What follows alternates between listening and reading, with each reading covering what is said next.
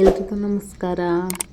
ಇವತ್ತು ಏನು ಮಾಡೋಣ ಅಂದರೆ ಆಲೂಗಡ್ಡೆ ಚಿಪ್ಸ್ ಮಾಡೋಣ. ನಾವು ಔಟ್ಸೈಡ್ ತಿಂತೀವಲ್ಲ, ಸೇಮ್ ಅದೇ ಟೇಸ್ಟೇ ಇರುತ್ತೆ.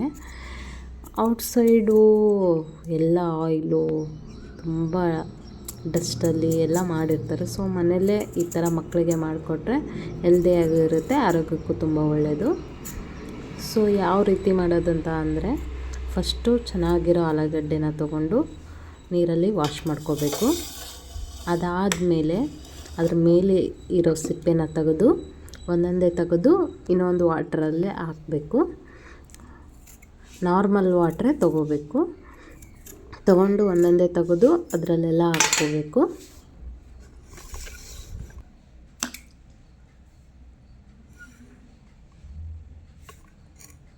ಅದಾದಮೇಲೆ ಇನ್ನೊಂದು ಪಾತ್ರೆಯಲ್ಲಿ ನೀರು ಹಾಕ್ಕೊಂಡು, ನಾವು ವಿಡಿಯೋದಲ್ಲಿ ತೋರಿಸ್ತಿದ್ದೀನಲ್ಲ ಆ ಥರ ಇನ್ನೊಂದು ಪಾತ್ರೆಯಲ್ಲಿ ನೀರು ಹಾಕ್ಕೊಂಡು, ಆಲೂಗಡ್ಡೆ ಹೆರ್ಜೋದೊಂದು ಬರುತ್ತೆ.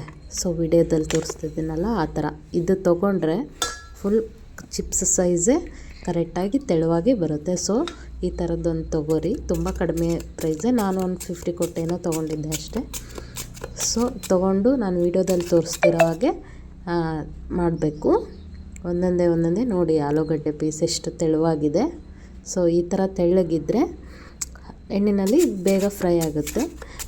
ಕೈಯಲ್ಲಿ ಚಾಕುನಲ್ಲೂ ಮಾಡ್ಬೋದು, ಬಟ್ ತುಂಬ ದಪ್ಪ ಬರುತ್ತೆ. ಸೊ ಈ ಥರದ್ದಿದ್ದರೆ ತುಂಬ ಈಸಿಯಾಗುತ್ತೆ ಮತ್ತು ಬೇಗನೂ ಆಗುತ್ತೆ.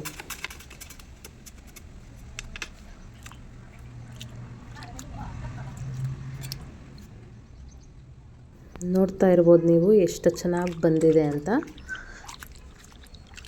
ಫುಲ್ ಎಲ್ಲನೂ ಇನ್ನೊಂದು ಸಾರಿ ಕೈಯಲ್ಲೇ ವಾಶ್ ಮಾಡಿ, ನಂತರ ಗ್ಯಾಸ್ ಮೇಲೆ ಒಂದು ಪಾತ್ರೆಯಲ್ಲಿ ನೀರು ಬಿಸಿ ಮಾಡೋಕ್ಕಿಡಿ. ಆ ನೀರಿಗೆ ಸ್ವಲ್ಪ ಉಪ್ಪು ಹಾಕ್ತಿದ್ದೀನಿ, ಯಾಕಂದರೆ ಆಲೂಗಡ್ಡೆ ಬೇಯಿಸ್ತೀವಲ್ಲ, ಸೊ ಆವಾಗ ಉಪ್ಪಿನಂಶ ಇರ್ಕೊಳ್ಳಿ ಅಂತ ಕಾರಣಕ್ಕೆ. ಸೊ ಇವಾಗ ನೀರು ಕುದೀತಾ ಇದೆ, ಅದಕ್ಕೆ ಆವಾಗಲೇ ಹೆಚ್ಚಿದಂಥ ಆಲೂಗಡ್ಡೆನ ಹಾಕಬೇಕು. ಸೊ ಇದನ್ನು ಭಾಳ ಹೊತ್ತು ಬೇಯಿಸೋಂಗಿಲ್ಲ, ಜಸ್ಟ್ 5 ಮಿನಿಟ್ಸು. ಬೇಕಾದರೆ ಟೈಮಿಂಗ್ ಇಟ್ಕೊರಿ, ಯಾಕಂದರೆ ತುಂಬ ಬೇಯಿಸ್ಬಿಟ್ರೆ ಫುಲ್ ಒಡೆದೋಗ್ಬಿಡುತ್ತೆ ಚಿಪ್ಸ್. ಸೊ ಅದಕ್ಕಾಗಿ ಒಂದು 5 ನಿಮಿಷ ಅಷ್ಟೇ, ಒಂದೇ ಒಂದು ಕುದಿ ಬರೋವರೆಗೂ ಅಷ್ಟೇ ಬೇಯಿಸ್ಬಿಟ್ಟು ತೆಗೆದುಬಿಡಬೇಕು. ನೋಡಿ, ಅದು ಫುಲ್ಲು ತೆಳುವಾಗಿ ಒಂದು ಲೇಯರಿಂದ ಒಂದು ಲೇಯರ್ ಕಾಣೋ ಥರ ಆಗಬೇಕು. ಸೊ ಇವಾಗ ತೆಗೆದು ಬೇರೆ ಪ್ಲೇಟಿಗೆ ಹಾಕ್ಕೊತಿದ್ದೀನಿ.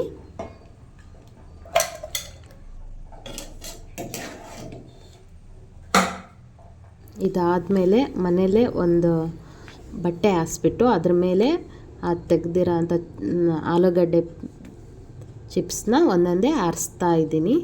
ಸೊ ಇದನ್ನು ಬಿಸಿಲಲ್ಲಿ ಆರಿಸ್ಬೇಡಿ, ಮನೇಲಿ ನೆಳ್ಳಲ್ಲೇ ಫ್ಯಾನಿನ ಗಾಳಿಗೆ ಆರಿಸಿ. ಇವಾಗ 1 ಅವರ್ ಅಷ್ಟೇ ನಾನು ಆರಿಸಿದ್ದು. ಸೊ ಅದನ್ನೇ ತಗೊಂಡು ಎಣ್ಣೆಯಲ್ಲಿ ಕರಿತಾ ಇದ್ದೀನಿ.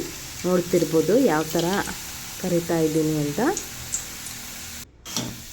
ಅದಾದಮೇಲೆ ಅದನ್ನು ತೆಗೆದು ಇದಕ್ಕೆ ಸ್ವಲ್ಪ ಉಪ್ಪು ಖಾರ ಹಾಕ್ಕೊಂಡು ತಿಂದರೆ ತುಂಬ ಚೆನ್ನಾಗಿರುತ್ತೆ.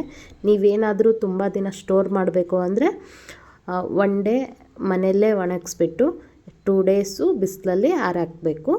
ಆವಾಗ ಸ್ಟೋರ್ ಮಾಡಿ ಇಟ್ಕೋಬೋದು. ನೋಡಿದ್ರಲ್ಲ ಯಾವ ರೀತಿ ಮನೆಯಲ್ಲೇ ಚಿಪ್ಸ್ನ ಮಾಡ್ಕೊಂಡು ತಿನ್ನೋದು ಅಂತ. ಸೊ ಲಿಮಿಟೆಡಾಗಿ ತಿನ್ನಿ, ತುಂಬ ಜಾಸ್ತಿನೂ ತಿನ್ನೋಕ್ಕೆ ಹೋಗಬೇಡಿ, ಯಾಕಂದರೆ ಆಯಿಲಲ್ಲಿ ಫ್ರೈ ಮಾಡಿದ್ರಿಂದ ತುಂಬ ಆಯಿಲ್ ಜಾಸ್ತಿ ಇರುತ್ತೆ. ಸೊ ಕಡಿಮೆ ತಿನ್ನಿ, ಚೆನ್ನಾಗಿರಿ, ಆ್ಯಂಡ್ ನನ್ನ ಚಾನಲ್ನ ಸಪೋರ್ಟ್ ಮಾಡಿ. Thank you.